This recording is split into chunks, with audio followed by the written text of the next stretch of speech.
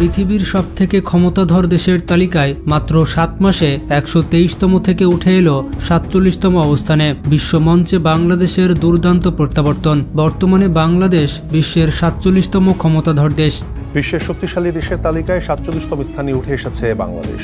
কিন্তু কিভাবে এটি সম্ভব হলো? প্রথমে আমরা জানব পৃথিবীর সবথেকে ক্ষমতাধর 10টি দেশ সম্পর্কে। এরপর আমরা জানব কিভাবে বাংলাদেশ রাতারাতি 47 নম্বর অবস্থানে চলে আসলো। বিশ্বের শক্তিশালী 50 দেশের তালিকায় বাংলাদেশ। যুক্তরাষ্ট্র ভিত্তিক সংবাদ মাধ্যম ইউএস নিউজের করা তালিকায় দেখা যায় বিশ্বের শক্তিশালী দেশের তালিকায় 47তম স্থানে রয়েছে বাংলাদেশ। তো দেখুন, পৃথিবীর সবথেকে শক্তিশালী দেশের তালিকা বিভিন্ন ক্রাইটেরিয়ার উপর নির্ভর করে তৈরি করা হয়। এই তালিকা সামরিক শক্তি, অর্থনৈতিক প্রভাব, রাজনৈতিক প্রভাব এবং আন্তর্জাতিক জোটের উপরে ভিত্তি করে তৈরি করা হয়। পৃথিবীর সবথেকে ক্ষমতাধর দেশের তালিকায় 1 নম্বরে রয়েছে আমেরিকা।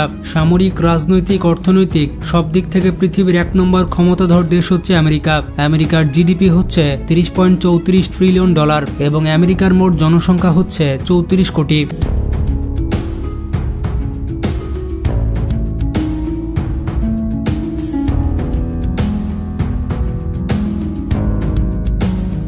তালিকার 2 নম্বরে রয়েছে চায়না। চায়নার মোট জিডিপি হচ্ছে $19.53 ট্রিলিয়ন এবং চায়নার জনসংখ্যা প্রায় 141 কোটি। পৃথিবীর সবথেকে জনবহুল দেশ হচ্ছে China.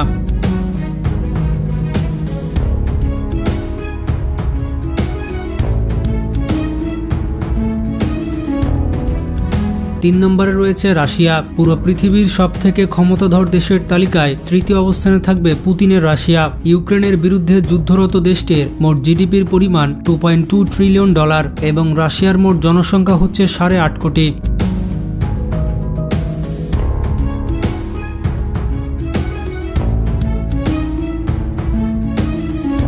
Number 4, United kingdom. United কিংডমের মোট জিডিপির পরিমাণ $3.73 ট্রিলিয়ন এবং জনসংখ্যা প্রায় 7 কোটি।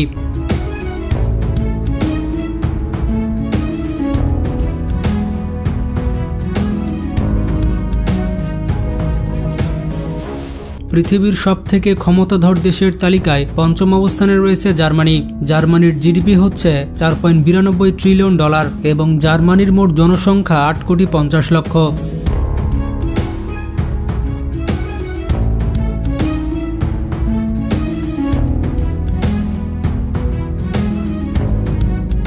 Number 6, south Korea. অর্থনৈতিক, সামরিক শক্তি এবং প্রযুক্তিগত অগ্রগতির সমন্বয়ের কারণে দক্ষিণ কোরিয়া রয়েছে 6 নম্বর অবস্থানে। সাউথ কোরিয়ার মোট জিডিপির পরিমাণ $1.95 ট্রিলিয়ন আর সাউথ কোরিয়ার মোট জনসংখ্যা 5.17 কোটি।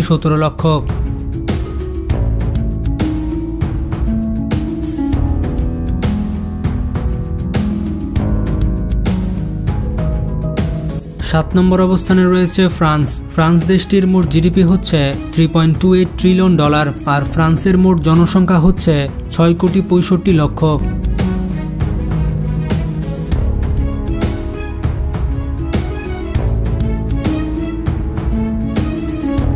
তালিকার 8 নম্বর অবস্থানে রয়েছে জাপান। দেশটির মোট জিডিপি $4.39 ট্রিলিয়ন এবং জনসংখ্যা 12.50 কোটি।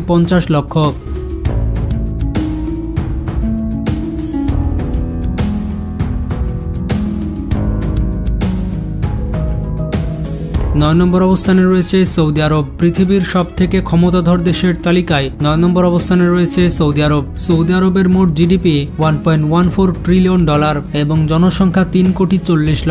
তো সেই হিসেবে মধ্যপ্রাচ্যের অন্যতম ক্ষমতাধর একটি রাষ্ট্র হচ্ছে সৌদি আরব, কিন্তু সেটা শুধুমাত্র নামে। ফিলিস্তিনিদের রক্ষা করার কথা আসলে আর ক্ষমতা নেই।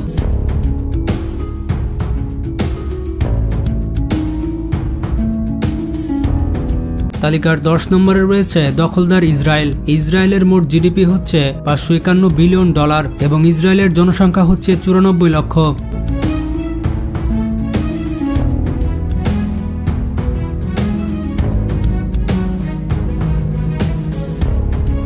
বন্ধুরা, এবার আসা যাক বাংলাদেশ প্রসঙ্গে। হঠাৎ করে বাংলাদেশ এখন পৃথিবীর সবথেকে শক্তিশালী 50টি দেশের তালিকায় রয়েছে। বাংলাদেশের অবস্থান হচ্ছে 47তম।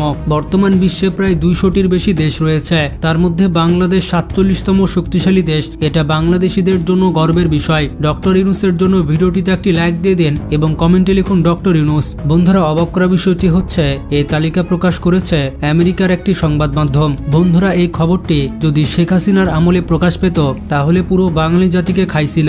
এর সমস্ত কৃতিত্ব হতো শেখ হাসিনার, আর এটা নিয়ে 1 মাস ব্যাপী একটি উৎসব হতো, আর সেই উৎসবে 100 কোটি টাকা ব্যয় হতো। এটা হচ্ছে শেখ হাসিনা আর ডক্টর ইউনূসের মধ্যে পার্থক্য। ডক্টর মোহাম্মদ ইউনূস হচ্ছেন অনেক বেরসিক একটা মানুষ। বিমস্টেক বৈঠককে সবাই বলছে সফল। নরেন্দ্র মোদীর সাথে বৈঠক করছেন, আর অনেকের সাথে বৈঠক করছেন, কিন্তু ডক্টর ইউনূসকে ক্যামেরার সামনে দেখা যাচ্ছে না। তিনি তার প্রেস সচিবকে পাঠাচ্ছেন ইন্টারভিউ দিতে, তবু তিনি ক্যামেরার সামনে এসে কৃতিত্ব নিতে রাজি নয়। অবাক করা বিষয়টি হচ্ছে এই তালিকায় বাংলাদেশ আয়ারল্যান্ডের মতো ইউরোপীয় দেশকে পেছনে ফেলেছে। আরো ইন্টারেস্টিং ফ্যাক্ট হচ্ছে পাকিস্তান, ভুটান, মালদ্বীপের মতো দেশ এই তালিকায় জায়গা পায়নি, মানে সেরা 50টি দেশের তালিকায়। বন্ধুরা, সত্যি এটা আমাদের জন্য গর্বের বিষয়। এটা ডক্টর ইউনূস ছাড়া কেউ করতে পারবে না। মহান আল্লাহ তাআলার সাহায্যে ডক্টর ইউনূস এটা করে দেখেছে। ডক্টর ইউনূসকে আপনি কয় বছর ক্ষমতায় দেখতে চান কমেন্টে জানান, আর ভিডিওটি বেশি বেশি শেয়ার করে সবাইকে জানিয়ে দিন। তো আজকে এ পর্যন্তই, ভালো থাকবেন, আল্লাহ হাফেজ।